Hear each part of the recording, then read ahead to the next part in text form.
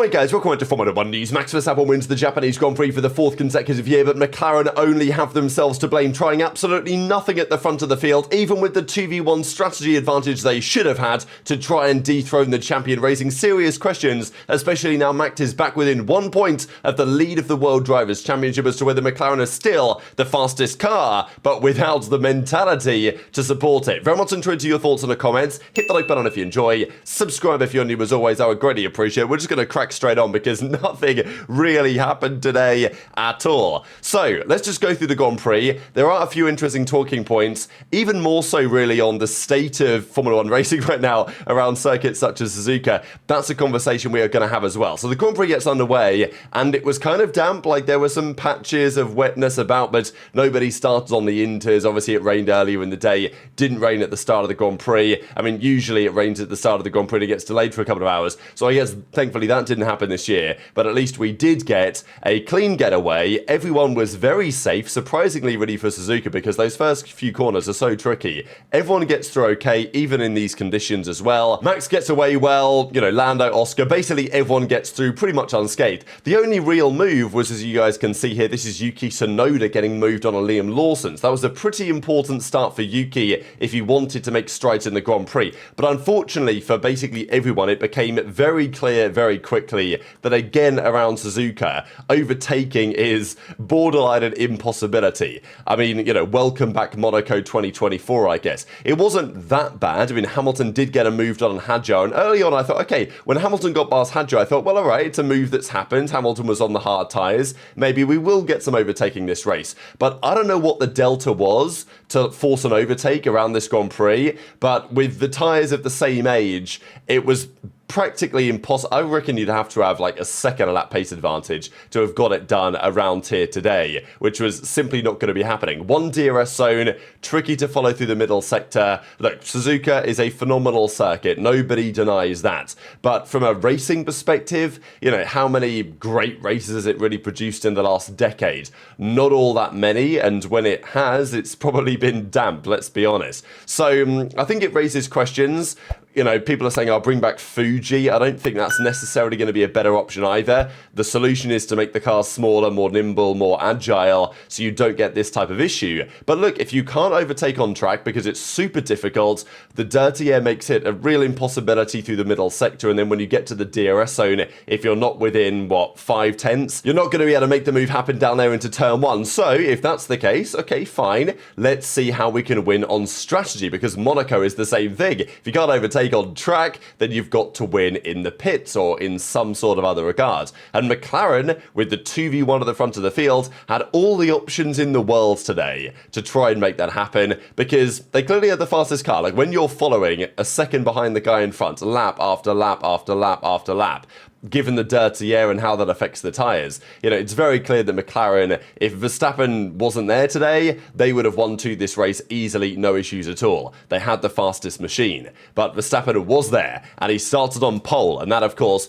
turned out to be absolutely critical. So the first couple of laps get underway, and, I mean, it was, look, Norris was about a 1.7 behind. Piastri was putting some good pressure on Lando, and again, Piastri was arguably the faster McLaren driver today. The battle internally there is fascinating. It seems like this year Piastri's taken a step, definitely, and I think that Lando, I wouldn't say he's taken a step back, I don't think he has, but there is a feeling for many that the way this current car, the McLaren, it's obviously really fast, but the way that it behaves is not exactly to Norris's preference in terms of like the handling characteristics. So it's maybe, you know, because I think that Norris, he's still my championship favourites, I think, as it stands. Although McLaren, they can be questioned that to some degree, especially, you know, with upgrades in the pipeline for Red Bull that we've talked about over the last couple of weeks. And like, it's not like the Red Bull was a tractor. Yuki actually did pretty well, and then he just got stuck in a DRS train. And I think around a different circuit today, Yuki actually would have made some progress. But unfortunately, he just got stuck kind of in no man's land in a similar position to many. If you're out of position, you've not got full confidence in the car, car, and he had higher downforce, so he had like no straight line speed. So unfortunately for Yuki, it was kind of cooked today. But the Red Bull obviously put together a car which was capable. Was it as fast as the McLaren? No, but it was certainly capable in the hands of the best driver in the sport right now. But the Norris-Piastri battle is going to continue to be really interesting, especially at the end of the Grand Prix when things got pretty, dramatic on the radio to some degree. I mean, if you want to call it dramatic, I guess we have to, because nothing else happened during the race. So, okay, here are some screenshots. While this was going on, and nothing was really going on. I mean, Albon was in 9th, Behrman was in 10th, the gaps were all about 2 seconds. There was some early pressure on Leclerc. I mean, I think the Mercedes were the 3rd fastest car today. Leclerc did a great job to actually finish 4th in the end ahead of both Mercedes. We'll talk about Antonelli in due course as well. Carlos Sainz was struggling under braking a fair bit as well. I mean, there were quite a few drivers locking up, going long into the final chicane. You get away with it, of course, but it was a bit of a talking point throughout the Grand Prix, and it wouldn't really be one, but unfortunately nothing happened. So, the pit stops come around, and we're in lap 20 of the Grand Prix. Hamilton started on the hard tyres. He got himself up to 6th place because this was the point where Russell had boxed and they decided to go early. Now, the key thing to note here as well, it wasn't just about Suzuka, the track, and the cars not being great for following and trying to overtake in this Grand Prix. I think, again, as I always tend to say, it was mainly a tyre issue. Like, I think these teams could have probably zero stopped today, and they definitely could have zero stopped on the hard tyres. They maybe could have zero stopped on the mediums, and I'm being serious, right? Like, there was no graining spotted. I mean, every team was saying it, that the tyres just weren't really degrading. And, I mean, Antonelli on lap 28 on the medium tyres was like half a second off Verstappen's pace. Like, the tyres weren't really degging, which meant that the undercut as a strategy wasn't really super valid. Like, it was valid, obviously, you pit for fresh tyres, you're going to be faster, but they weren't that much faster to make a massive difference. So the tyres today were way too hard, really. Like, I think, they have to consider what compounds they take going forwards to Suzuka potentially, because, look, a race always is more entertaining if it's a two-stop. It opens up more strategy possibilities. You had Pirelli before the race saying that probably the one-stop was the fastest, the two-stop might be close. Whenever they say that, it's always a one-stop, you tend to find, and that's what we had today. And as I say, it could have been a zero-stop. So that made the strategy calls a little bit interesting for the teams, because Russell came into the box and he was faster, sure, but he wasn't like dramatically faster than maybe they thought that he would be. But this was the key moment, right? Because they brought Russell in early to try and undercut Leclerc effectively.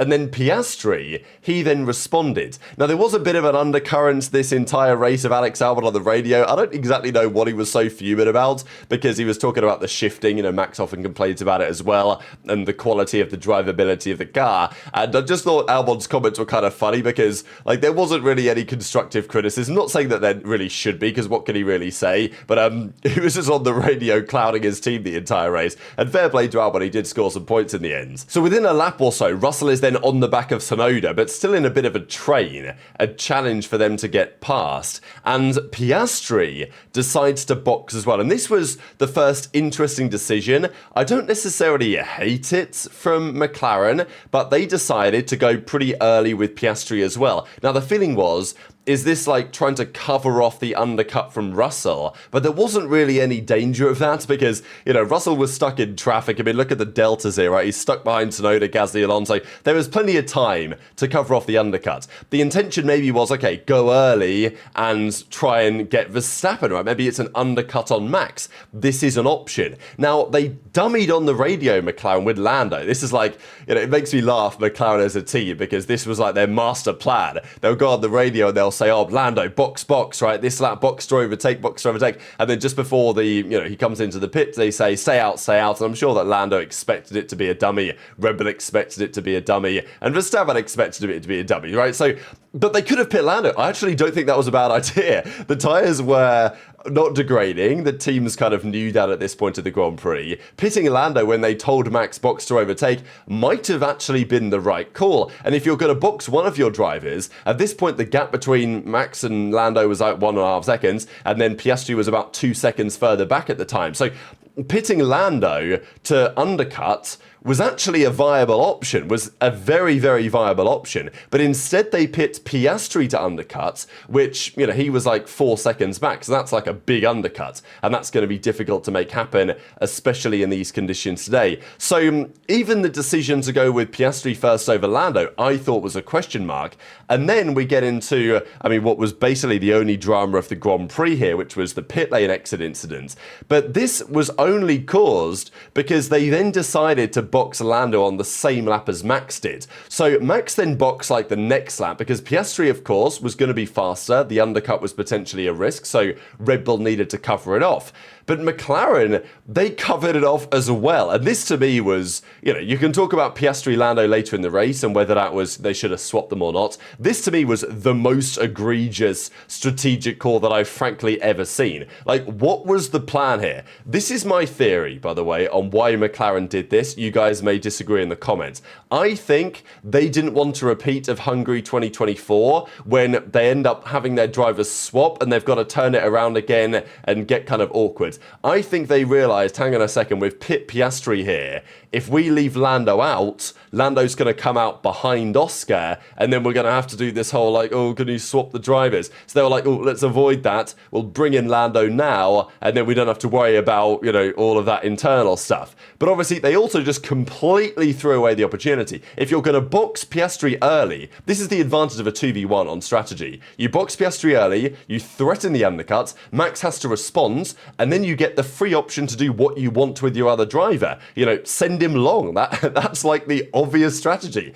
Send Norris long into the race. Use the pace advantage that the McLaren has. Use the medium tyres, which weren't degrading at all, as Kimi Antonelli showed, doing like 31 laps on them and still having great pace.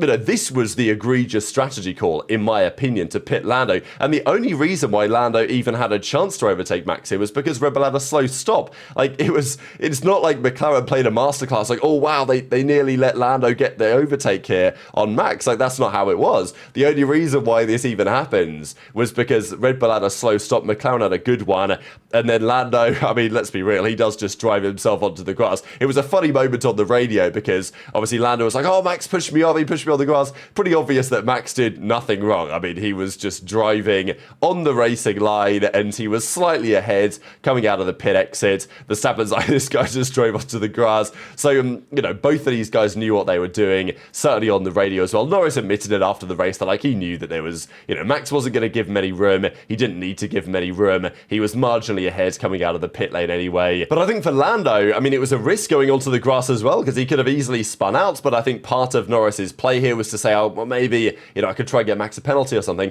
But this was Norris being pretty desperate to try and find a way to win because I think Lando knew if Max goes here, like, he's not going to get him unless, you know, the McLaren is way better on the hard tyres than the Red Bull was, which it really wasn't. Okay, Lando was faster, but not faster enough by any means to even get into DRS, really. So McLaren are just such a frustrating team because on a day like today, when the only way to win is via strategy, they then decide with both of their drivers to probably make the wrong decision, and they still come out of the weekend and they say, oh, well, you know, look how good we are. We had the most points scored on the weekend as a team, like, you know, lead of the constructors.